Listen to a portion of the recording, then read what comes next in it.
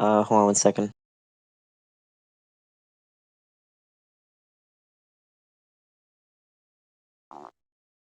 Alright. Uh, so who's aware? Um, Nadine, I know you are. Um, Jake, do you know what like a flight plan is and just how it works? Mostly, okay. What don't you know?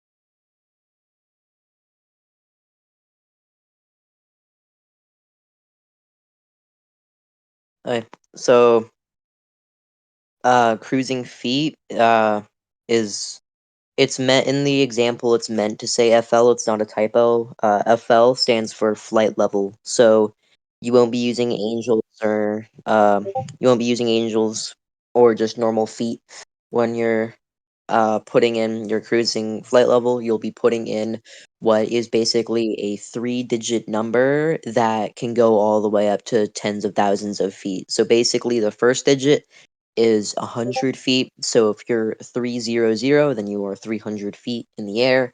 If you are 030, then you are 3,000 feet in the air. And if you are 003, if you're 003, hello Tokyo, if you're 003, then that means that you are if you're 003, then that means you're 30,000 feet in the air.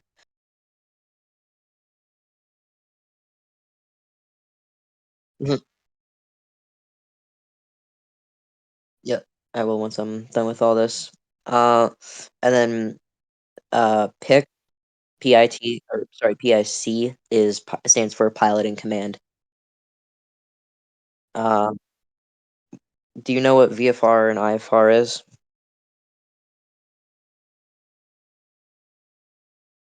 It's so VFR is visual flight rules. It's basically the flight rules you'll be using when you're flying during the daytime. It's basically you're only using your instruments for like knowing specifics like altitude and speed and um, all that.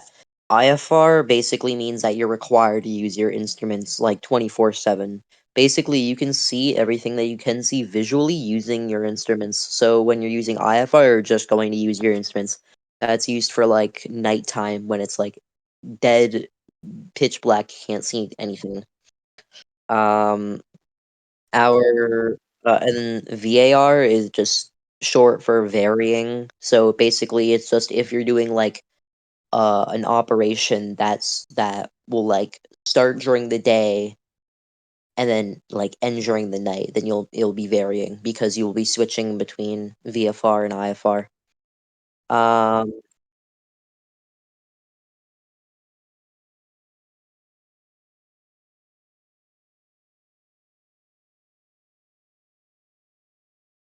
wait, wait. Um, Something to know about the flight numbers. If flight numbers have to be three digits, and you will have the same flight number every time. And then with estimated time of departure and estimated time of recovery, you have to make for estimated time of departure and estimated time of recovery, it has to be in military time. Estimated time of flight doesn't, though. Um, Also, make sure estimated time of flight is like realistic. You'll basically make it over uh an hour or over an hour because 30-minute flights don't really happen in the military. Um, and yeah, and then remarks is just any other information that you think is important to the air traffic controller. So like um I guess a good example would be if you're like we'll be doing a touch and go or something before you actually make your full landing. Or hmm. Ooh, if you're doing an in-flight refueling too. But yeah. And then yeah, PIC pick is pilot and command. That's just your username. Uh, and that is about it for your flight plans. Question. Or Tokyo, do you have any questions with the flight plans? Because you joined a bit late. I have a couple of questions, but most of them were kind of answered, so I'm fine. I'm good. Okay. Okay. Uh, Question. next. What should we get to next time? Well, I've. Yep. just to make sure if I have this wrong, for mine, is it okay if I say if there is or isn't a backseater on mine in the remarks? If you're flying the F-18, I gotta add that to the flight plan. We use two different types of aircraft in this um group, so the flight plan I'll edit it in a second, but it will include the aircraft you'll be flying to. If you're flying the F-35, then you don't need to specify that because they don't have a they're not two-seater. But if you're flying the 18s, yeah, please specify that. Because Um, I'm gonna be staying on the 18 side. I've tried 35s before, and okay. every time it has went AWOL for me. So Okay, that's fair. I can't fly in that world either, I won't lie. It's very realistic. Um, hmm. Vocabulary. Or actually, let's get the squawk codes first. Um, so squawk codes are basically just codes. Um, basically they're like codes sent to the air traffic controller to kind of give your information. These will be sent. Where should these be sent? You can send them along with your flight plan or flight plans, and then basically every time your squawk changes, just at me with the new one in your flight, right under your flight plans. Um, squawk codes are basically just little 4-digit codes that kind of they like give your current status, basically aircraft status in a way. So hold on, I haven't memorized the squawk code, so let me just quickly look this up here. question. Yeah. Correct me if I have this right or wrong with this, but the only time I remember squad codes actually being used and being a thing was in civilian airlines as like identity codes, since there would be so many of them going up and down, and that's when squad codes are usually. Because I remember usually ATC gives the pilot a squawk code um, Hmm, when they're doing their think of it. flights in civilian airlines as like a way to say, hey, here's your code of who you are when you're being tracked up in the air. That's the only time I remember those being used. You mean like a code, like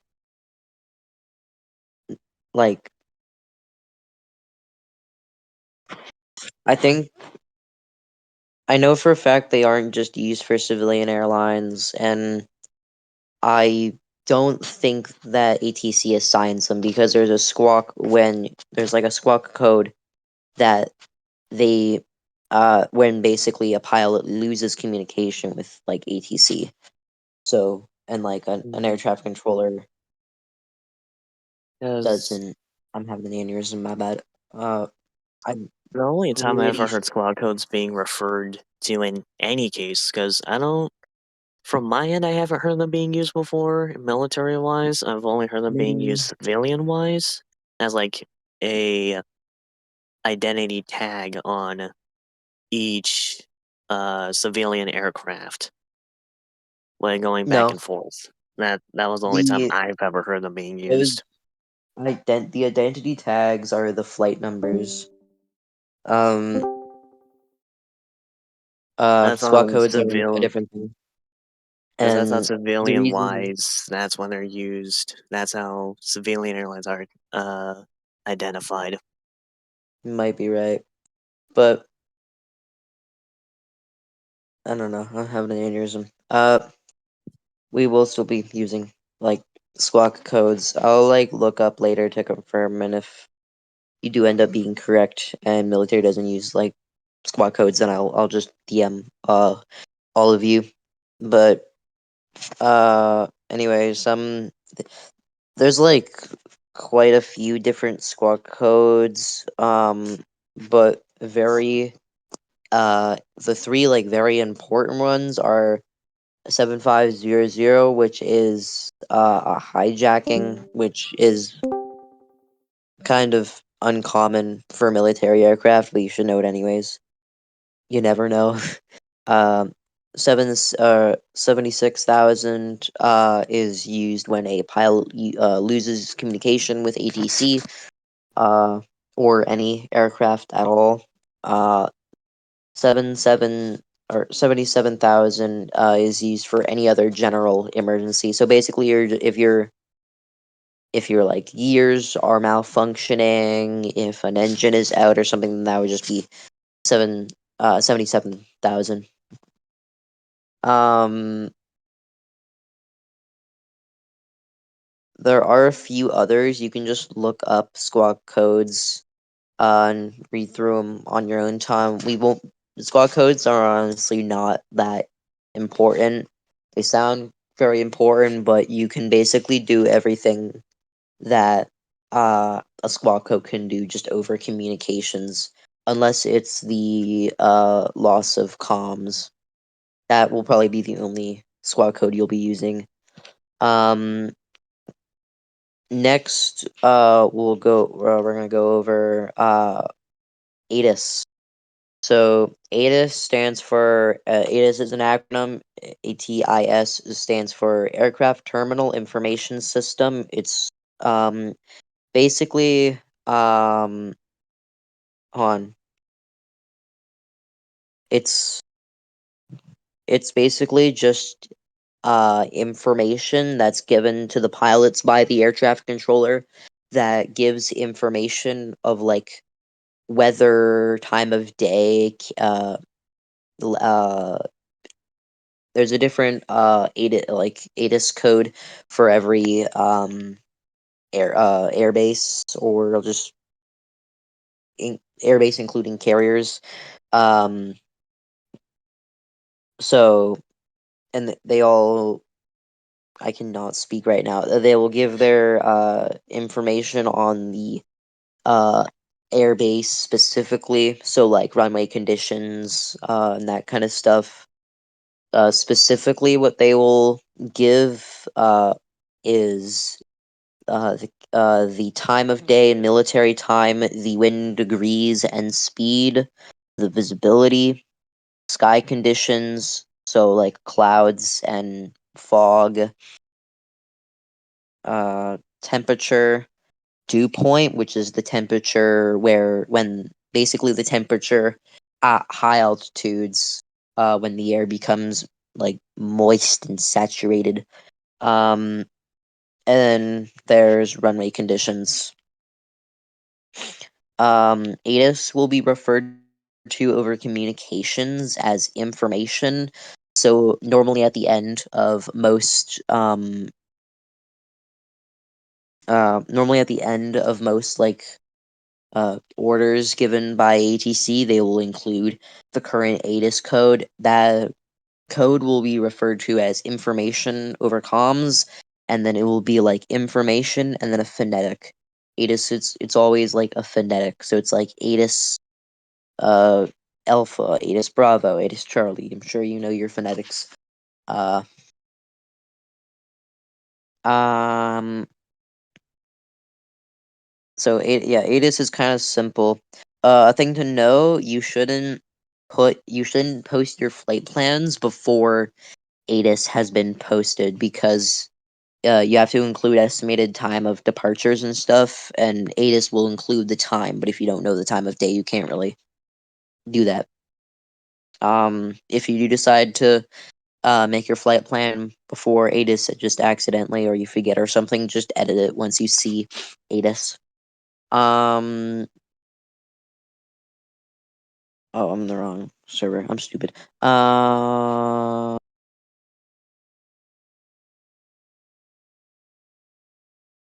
Next we'll go over vocabulary, which is kind of short. It's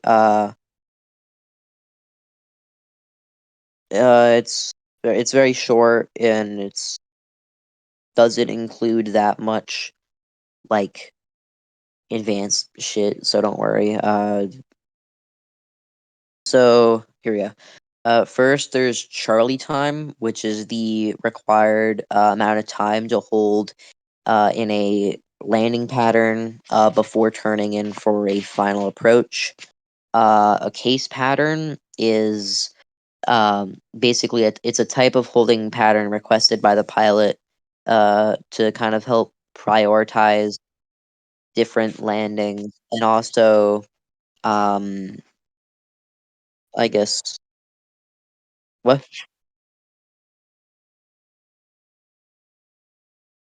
Yeah, right hand, left hand, uh, like patterns are included, like with the case pattern. So it'll be like a left hand or a right hand case pattern. The what?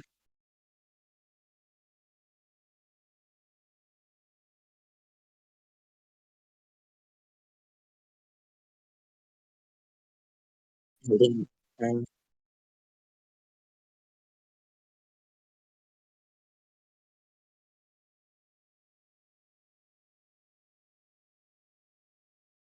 Yeah. Um.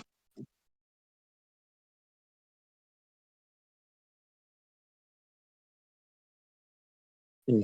So anyway, um, a type of holding pattern, or the case pattern is a type of holding pattern requested by the pilot to kind of prioritize some landings and also help with just the general safety of the landings, um, and also give like the ATC some knowledge of um, what their landing is going to look like, basically. Um, so there's case one, case two, case three. There's also case one, two, and three departures, but we'll get to that later. Um, Basically, case one recovery is an ordinary recovery, high visibility, no issues or anything, just an ordinary landing. Case two is basically a case two is just like medium visibility, so like yeah, medium visibility. So if it's like sunset or like there's light fog, um, and also, if there's a slight issue with your aircraft, this is probably the least used case pattern. Um, one of those like small issues could be like um slight dizziness or like if there's an issue with your aircraft that won't affect your landing. So if your gear is down, then that's case three. But if your fuselage has like a dent in it, then that would be case two. Um, and then case three is like either low visibility, like no visibility, or it's um, or if you're like have a serious issue with your aircraft. So like if your gears will not work, if your flaps will not work, if your engines are out, very serious problems. You will also, when it comes to holding patterns, you'll often be assigned a longer Charlie time and a higher flight level for your recovery, depending on what your um, case is. Um, carrier breaks are basically, if you do not know the BRC of the carrier, so basically just the angle that the carrier is, I think it is. Shit, I might be dumb. If you don't know, I can't remember if that's what BRC means. I'm kind of retarded.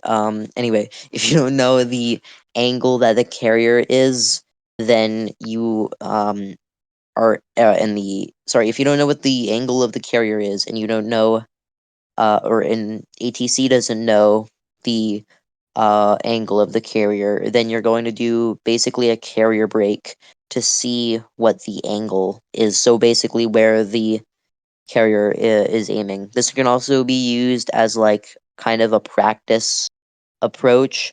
So just to see kind of how to handle the approach in your current conditions. Um, different types of carrier brakes can just be right hand, left hand, or overhead. Overhead, of course, being right above. Left hand, of course, on the left. Right hand, of course, on the right. Normally, you'll be doing left hand or overhead because if you're on the right side, you could hit the ATC tower, which is not good. Um, so that's it for carrier brakes. Very simple. You will Question. also, yeah. So just to make sure I have this right, one of the when it came to whole vocab words before, one of the ones I remember and one that I would use at times, I remember in the aircraft, just so you know what I'm talking about, in the aircraft, how there's the 14s, how it has on the top of the HUD, it has those degrees on the top, Yeah. like which direction you're going. Yeah. I remember whenever you are referring to that, you would say it as your bullseye and then what degree it is when you're saying what it is to somebody. That was one of You the might ones be I right. remember, and I don't Right, know if hold on. that's still used or not. Hold on. I have like pilot basic pilot vocabulary written down, I believe. Um oh, never mind. I'm thinking of bingo. Oh yeah, how did I not remember what bingo was? I'm stupid. You might be right on that. Um okay. Yeah. Um next with vocabulary is departure. We're gonna be getting to like different names for air traffic controllers. So, I mean, the air traffic controller, so basically the head air traffic controller is called the air boss. Um, IRL, they're the only air traffic controller managing like comms. There's no others. The rest of them manage more radar and that kind of shit. Um, but for our group, just so that people have more like opportunities, the air boss will just be the head of ATC. So they are normally managing most things with comms. The air boss is also known as the air officer. If you're like, they're known as the air officer and nicknamed the air boss, basically. Um, the mini boss is yeah.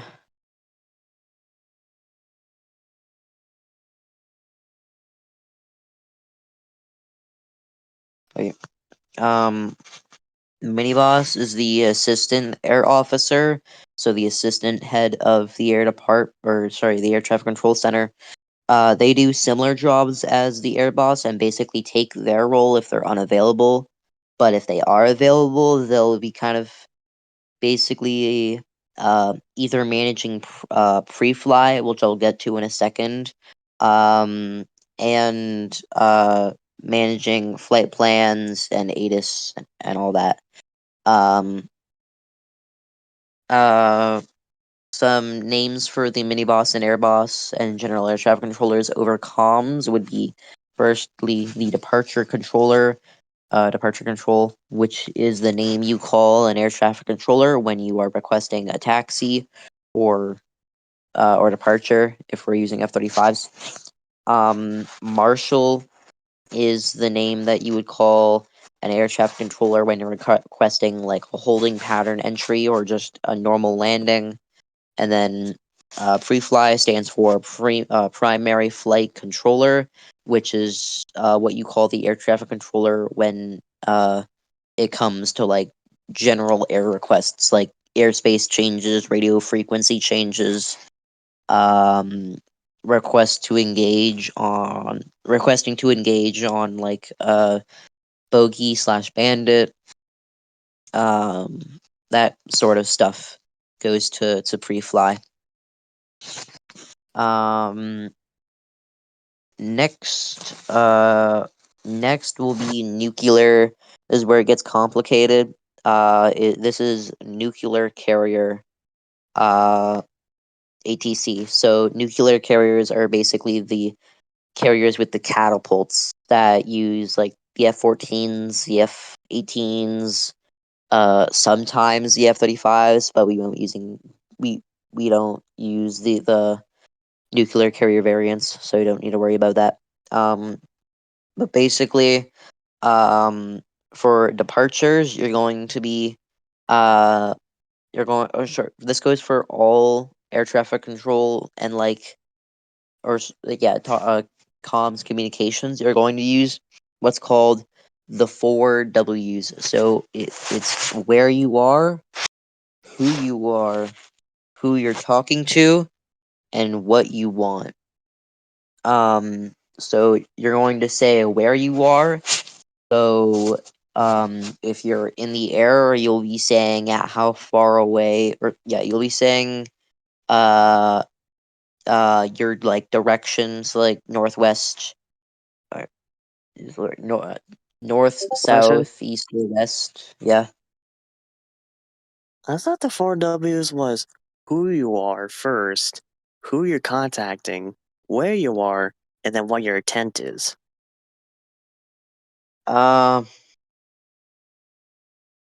Oh, you know what? You're right. It's who you are, where you are, or who you are, who you're talking to, where you are, what you want. Um. You're right. But anyway, if you're in the air, then you're going to say for your like where you are, you're just going to say like um if you're in the air, you're going to say what direction you are from the carrier. So you're going to say like flying north of CVN 68, flying west of CVN 68. Um, and then you're also going to give your flight level and heading. So currently flying west of CVN 68 at 050, heading 65 degrees would be like an example of that. Um, for your call sign, or sorry, for your first W, that will be your call sign and your flight number. You always want to make sure to like include your flight number. Some people just use call signs, but you should be using your call sign and flight number. So an example of that would be like Warlord 207. Really simple. And then you're going to say who you're talking to. I just explained to you what different air traffic control names were, so we test you. If if I'm coming in for a landing, then who am I going to say I'm talking to if I'm talking to ATC? Paddles, right? If I'm talking to ATC,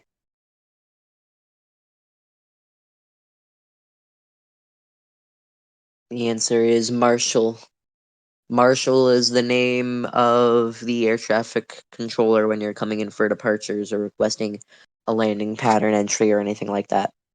Um, for departures, you're just going to say Warlord 207 to departure control. Currently holding on elevator. It's either going to be holding on deck parking, which is like the big space near the back of the carrier that isn't on an elevator. that can like fit 2 to 3 aircraft on there. That's on deck parking. So you're either going to say currently holding on deck parking, or you're going to say currently holding on elevator 1, 2, 3, or 4. The numbers go from right to left, just like the carriers. So it'll be basically 1 is at the very front on the right side, and then there's 2 right under it, and 3 is the one near the back on the right side, and then 4 is the one near the back on the left side. I think I might be wrong on that. The elevators, if you don't know what the elevators are, they're just the things that like lift you from below deck to above deck, basically. Next is next, once you're done with telling where you are, you're just going to request to go to the catapult. So you're going to request let's do the full thing. Warlord 207 to departure control, currently holding on elevator 1, requesting taxi to catapult 3 for case 1 departure with information alpha. So case 1 we went over, or the cases we went over, that they're basically determined on weather, aircraft condition, and basically whether you're using VFR or IFR. So and then there's information alpha. Information, like I said earlier, that's ATIS, Aircraft Terminal Information System. And then alpha, that's just the type, like the information being used. Then departure control is going to repeat back to you word for word what you said. Normally it will be word for word. Occasionally the air traffic controller will assign you a different like catapult or something, or like if you say the wrong case, if it's like if he would prefer you do a case 3 takeoff even though you requested a case 1 takeoff, then he will tell you case 3. But basically he's just going to repeat to you everything that you said. So he's going to say departure control to Warlord 207, cleared to taxi to catapult 3 for case 1 departure with information alpha. And then you are going to repeat what he said. You're going to repeat what the air traffic controller said. So basically, it's just the same thing being said like 3 times. It can be a little confusing, but basically, when the air traffic controller repeats, and you're going to do what's called a readback, and just kind of read back what he told you. So you're going to say, Roger, Warlord 207, departure control, taxiing to catapult 3 for case 1 departure with information alpha. And then the departure controller will say, read back correct. If your readback wasn't correct and you missed some things or you said something incorrectly, he's going to say readback incorrect or readback incomplete. For nuclear carriers, you don't need to request a departure because ground crew will be handling that. Recoveries are a bit more complicated. They have a few more steps. But basically, it starts out kind of the same way. You'll say Warlord 207 to Marshall, currently flying west of CVN 68 at 050, heading 65 degrees, requesting entry into the Case 1 recovery pattern for full stop with information alpha. So most of that is just the same thing that I kind of just said. Full stop, he says, or it says, enter the Case 1 recovery pattern for a full stop recovery. A full stop recovery is basically just just a normal recovery where you'll be immediately stopping. So a recovery basically just using the wires and everything.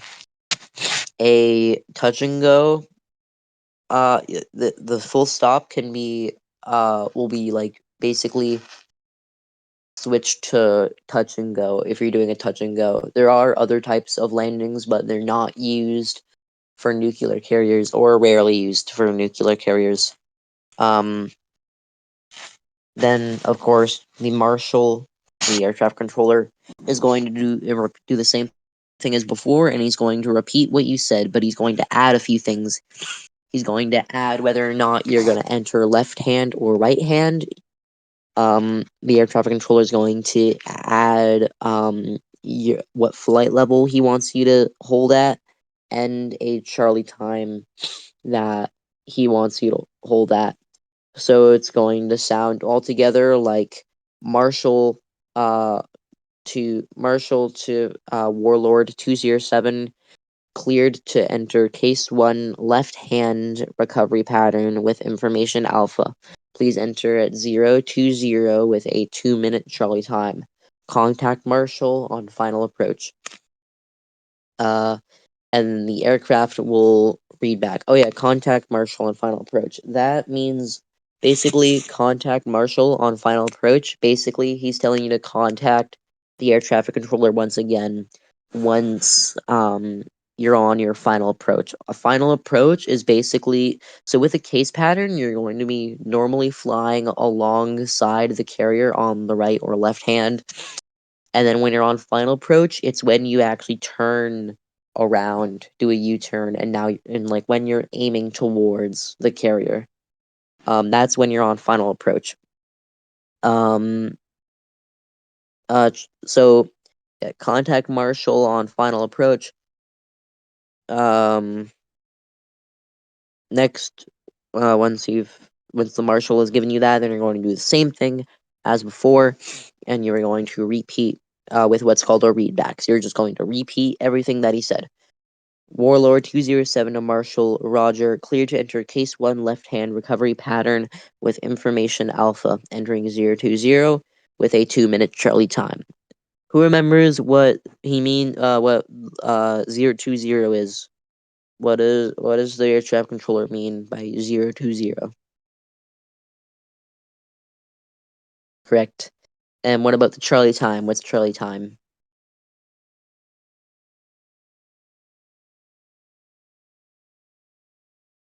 Yes, the amount of time you stay in the flight, or sorry, it's how long. Sorry, you have to. I'm having an aneurysm. It's how long you have to stay in the recovery pattern until you need to exit and turn in for final, basically. Then the marshal is going to do the same thing as before, either read back correct, read back incorrect, or read back incomplete. Um, and then once you do that, you're going to stay in your pattern until you turn in for final approach. You want to make sure that you're actually on your final approach and aiming towards the carrier when you call out your final. Um, it's just going to be your calls. So Warlord 207 to Marshall on final approach, and then the Marshal is going to tell you, Roger, final approach. Contact paddles at 60 seconds out. Paddles is what you call the landing signal officer over communications. Um, it's I we might get to landing signal officer communications and everything. Maybe it is like less priority though for today, but if we have time, it is a very quick thing. So I'm sure we'll get to it. But yeah, that'll be the last thing we get to. Um. All right. So that's it for nuclear carrier communications. Next is what I'm not too certain on. Um, Next would be uh helicopter, basically STOL, VTOL, and helo landings. So just the communications used for the um LHA, the helicopter, uh the landing helicopter and attacking. I can't remember what it stands for. Shut up. Be quiet. Um um Basically I think it's really simple. I would imagine there's more to it, but from what see here, it's just going to be um kind of the same thing. So for a departure, it's just going to be Warlord 207 currently holding on elevator 1, requesting taxi to runway, and then you're going to um and then you're going to repeat.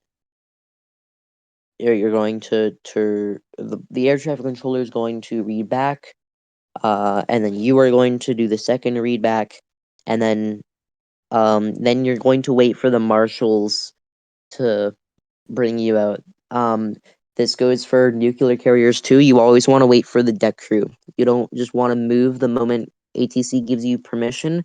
Wait for the marshals to taxi you out. But yeah, they're gonna get you on the runway, and they're gonna get you up on the runway, the deck crew, and then you're going to request. I think. No, I'm wrong on this. Deck crew will handle your departure, I believe. Um, and then that's just it for uh departures. Oh yeah, sorry, the cases apply to the cases and the ATIS. So you're going to say um Warlord 207 currently holding on elevator 1, requesting taxi to runway for a case 1 departure with information alpha. So it's kind of the same thing as the nuclear carriers, but slightly less complicated for departures, at least. Um, for recoveries, I believe basically you're just going to say your 4 Ws again, Warlord 207 to Marshall, um, currently flying west of LHA 20, LHA 2, um, at 67 degrees, holding 050, requesting, um, I don't know if there's holding patterns for the 30. Oh, wait. Yes, there is. Yeah.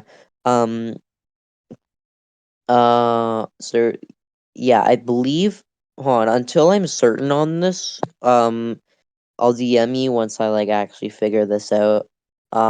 Basically, it'll just be the same thing as the nuclear carriers, but you won't be using, a landing signal officer, and you won't be using, or sorry, there won't be a landing signal officer, and there'll be like a shorter final approach, basically. So just a shorter Charlie time. But yeah, until I'm like certain on that, we'll just do it like that. I guess I'll figure it out at some point. I believe that is actually it. Um, we have what, 10 minutes to spare? Oh yeah, that's enough time. Um, okay, we're gonna go over landing signal officer stuff. Uh, so basically, we're going to landing signal officers will only be used for the nuclear carriers. Um, you'll be so basically once you exit once you're on final approach, ATC is going to tell you um to contact paddles when you are like a certain amount of seconds out. Normally it'll be 60 seconds out or 40 seconds out or 30 seconds out. Um depending on what the ATC can visually see on your approach. So you're gonna you're once you are 60 seconds out or 30 seconds out, then you're going to contact LSO. You're just going to contact LSO via comms. Or no, we can't. Sorry, we can't use comms for that. Sorry, you're just going to contact LSO in like Discord communications. So you're just going to leave the ATC comms and join the LSO comms, and you're going to say Warlord 207 to paddles, 30 seconds out or 60 seconds out, whatever. Then the landing signal officer is going to read back, Roger that, 60 seconds out. and then they're going to tell you to call the ball. The ball um is the optical landing system. It's used to determine whether or not the aircraft is on a good approach, uh and it shows whether or not like the aircraft is safe to land. So that when you tell an aircraft to wave off, the optical landing system will go like blink red basically. Um, the meatball, yeah,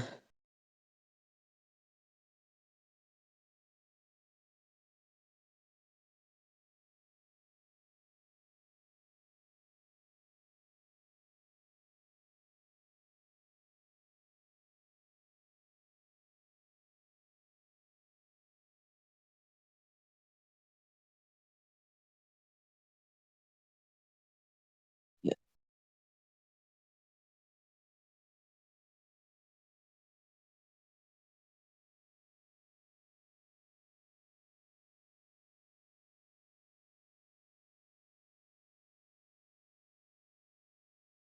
yeah.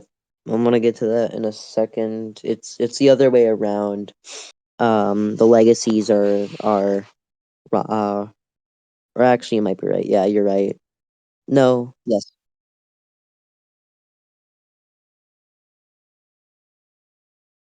Yeah.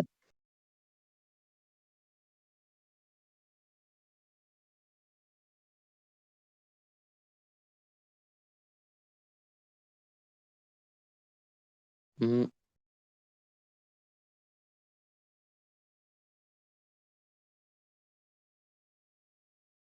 Yeah. Anyway, next is the meatball. The meatball are the outside parts of the optical landing system on like the right and left sides. That you use that to correct you on your glide slope. So you're going to be looking at the ball at all times during your landing. The ball, your instruments, and the ball and your instruments. You're going to use that basically just to kind of correct your landing. The landing signal officer will tell you to call the ball. When they tell you that, uh, you're just going to say, uh, I think I can't remember what F-18s the Marines use. Um, hold on. Yeah. Um, okay. You're just going to say, or, Hornet ball, I believe. Either Rhino or Hornet ball. I'll have to figure it out what type of Hornets we use. I'll DM all of you it when I figure it out. Um, you're just going to say that along with ball. So you're just going to say Hornet ball, Rhino ball, and you're going to call the ball once you have like a clear visual of the optical landing system, the ball. Um, the rest is very simple. It's just left and right. A common misconception is landing signal officers will be using minimal comms. So they won't say you are right, they'll be saying right. And Yes. you need to know when if they say if they say the word right, it doesn't mean that you need to turn right. It means that you are right and you need to turn left. Yeah. Person.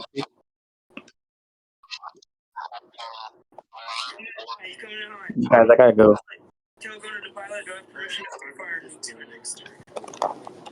Okay. I'll see you guys around. Yeah, I heard you. I was yeah, yeah, yeah. So there's a little bit more. It's literally like a few sentences. Um, I'll like race through them. And uh, so there's left for lineup, which is basically when you're slightly right and you turn ever so slightly. Or sorry, left for lineup when you're ever so slightly um right and need to turn left, right for lineup when you're ever so slightly left and need to turn right. High means you're high, that should be obvious, along with low. And then there's fast, which means you're fast, slow, which means you're slow, on center, which means you're on center line, which means you're directly in the center, on and then on center, which means you're directly in the center of the LOS screen. Or sorry, OLS, Christ. And then there's bolter and wave off. Bolter means you just exit the final approach and you re-enter a case pattern. Um, do not fly over the carrier before turning with your wave off unless you need to. You're going to basically whip a U-turn immediately the moment you hear wave off. You're not going to fly over the carrier and then wave off. And then there's bolter, which is similar to a wave off, but similar to a wave off, but when you touch down on the carrier. So this is normally called when you break a wire or miss a wire, but still touch down. And that is it for communications.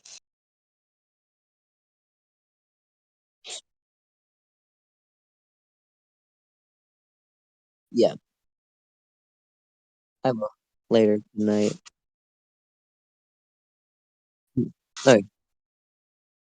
Um, yeah, I have it all like written down, so I'll probably send it to you like later tonight. I'll just like copy and paste it and send it to you. Yeah. No problem. Alright. Nadine, Jake, you're both, or actually, before you're dismissed, do you have any questions? Both of you? Any? I have one. Yep. So I noticed this with the 14 world. I don't know if it applies anywhere else, but when I was practicing the landings there, I noticed that, especially in the night ops when there's more lights, when I'm not lined up, it does a green and red blinking light at the Mhm. back where you're supposed to come in, saying that it's not lined up, but it goes orange when I am. I also noticed in the 14 itself, on the top, there's that little red light. It would flip between orange and green, where orange is close and green where I have it lined. Yeah. I wanted to. Yeah, so that's basically the equivalent to the meatball. I'm not sure what it means when it goes orange and that kind of stuff, but I um but I do that's basically just the equivalent of the OLS system, so the meatball and the ball. So it's just the reason they have it there and the reason they have it down there during the night and it's only visible there is because the landing lights and all the lights on the carrier to like basically show all the lights on the carrier kind of make it hard to see the ball that's on the carrier. So they have uh another one down there for night ops that is easier to see. Yeah, I don't think it does apply for other ones. Yeah, Mhm. you, yeah, you are all dismissed. Thank you.